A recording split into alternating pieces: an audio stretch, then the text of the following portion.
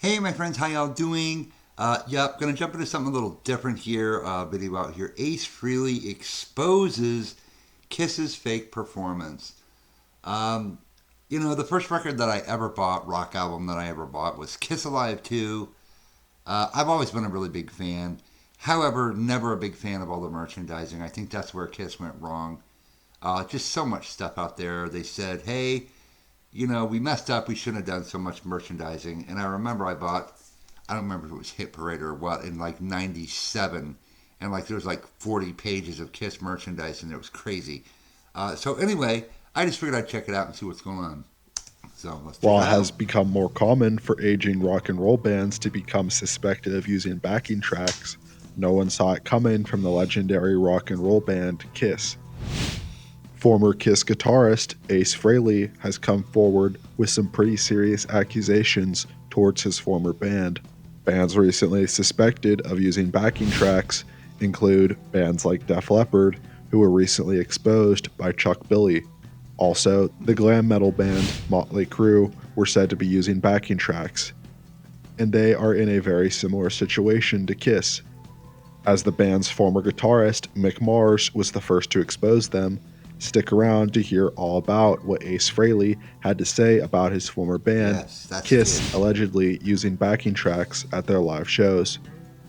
For years, fans have accused Kiss of either lip syncing or singing along to backing vocal tracks to aid the overall quality of their concert performance. And when their drummer Eric Singer made a mistake at a show in Belgium last June, it threw the band off, and Paul Stanley's voice was heard when he was not present behind a microphone toward the end of Detroit Rock City, showing clear evidence of backing track usage.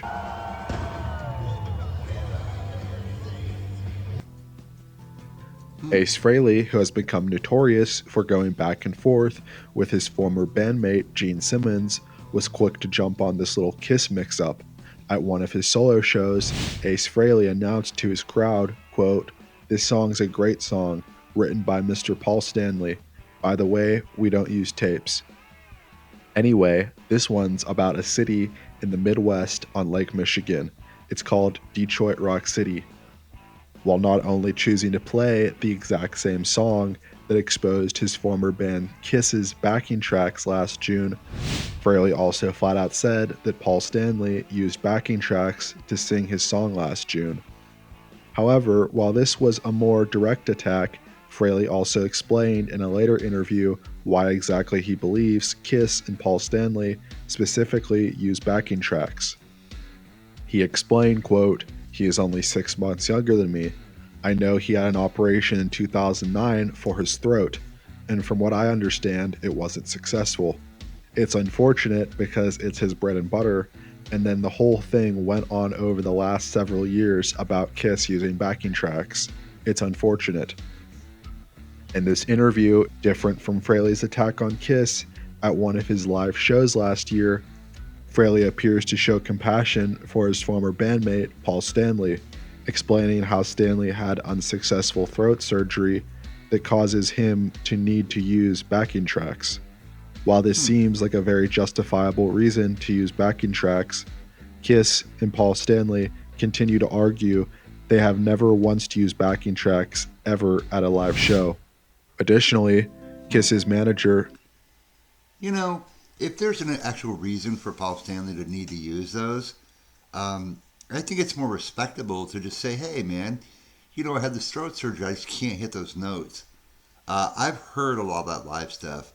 And Paul Stanley's voice is it's not really good anymore. And I was not aware that he had throat surgery. We're gonna flip that script and look at the other side where we hear the auto tune on some artists. We hear that pretty sound on their voice. Shania Twain, "Waking Up Dreaming," uh, and I was like, "What's wrong with her voice? Why is she using that?" And come to find out, uh, she had Lyme disease. They thought they cured it, but apparently not, and it messed up her voice, which is why you hear that. So if Paul Stanley has the need to do that, to finish up this, farewell tour or whatever, if there's, whatever they're doing, I'm not even sure if they're still touring at this point. just say, hey, this is why. I think it's more. I think it's the right thing to do. I think Kiss fans deserve that. You know what I mean? I love Kiss, guys. I'll always love Kiss. I mean, I grew up with them.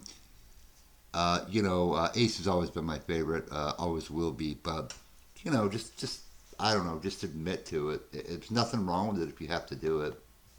Doc McGee was very quick to rush to the band's defense when Ace Frehley publicly exposed Kiss and Paul Stanley's usage of backing tracks on multiple occasions. McGee explained, "He sings every track, so he sings to it. So he's not lip syncing. He fully sings. It's enhanced. It's just part of the process to make sure that everybody hears the songs the way they should be sang to begin with.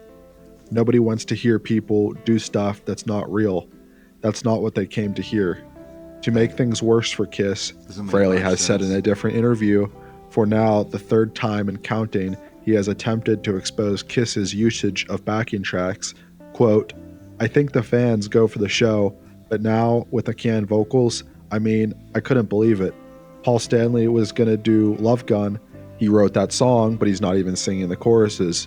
He was like dancing around on this platform, and that's absolutely bewildering to me.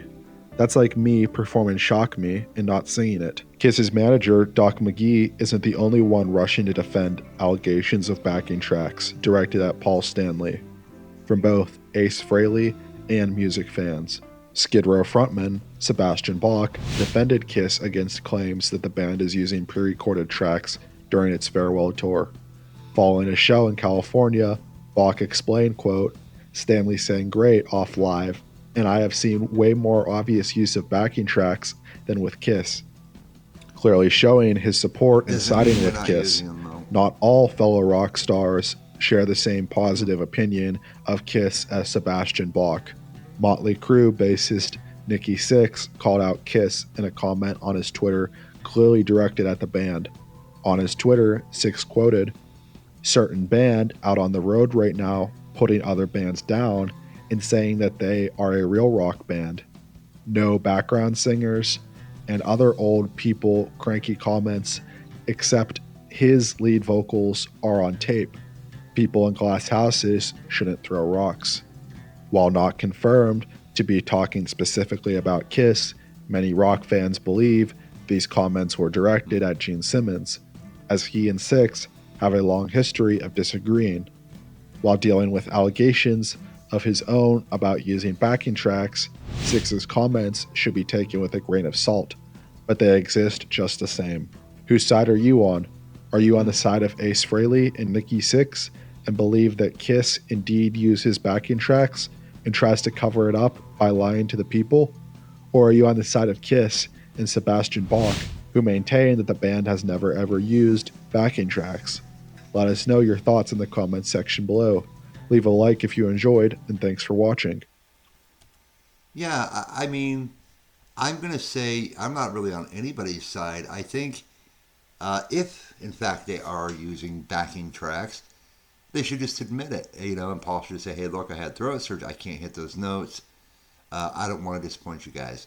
Motley Crue, the same. We've heard Vince Neil, whose voice is just, comes and goes, I guess you could say. And I'm a huge Motley Crue fan too. I must have watched The Dirt like 20 times. And like I said, I've always been a Kiss fan, so I'm not going to say whether they are, whether they aren't, because I don't know. I love Kiss. I just wish them the best. You know what I mean? But it was just interesting to see what Ace would have to say, and I don't really think Ace is just doing that like with an axe to grind or anything. I really think that it's really surprising to him that's the road they would choose to go on. As we all know, our aging, idols, our rock stars that we love so much, they're no different than anybody else. They can't hit the notes. Sebastian Bach, certainly, he can't hit the same notes. Uh, Def Leppard can't hit the same notes, So, I mean, take it with a grain of salt. If you go see Kiss, even if it is, like a backing track or whatever, I think they've earned their respect with everything they've done through the years. So for me, I've never been fortunate enough to see Kiss, but for me, if it's necessary, if Paul's throat is, messed up, then, I don't have an issue at all with it. So I just wish they'd own up if that's the case, as I wish everybody who's doing it would own up, but of course they never will. So anyway, interesting video, guys. Take care. We'll see you soon.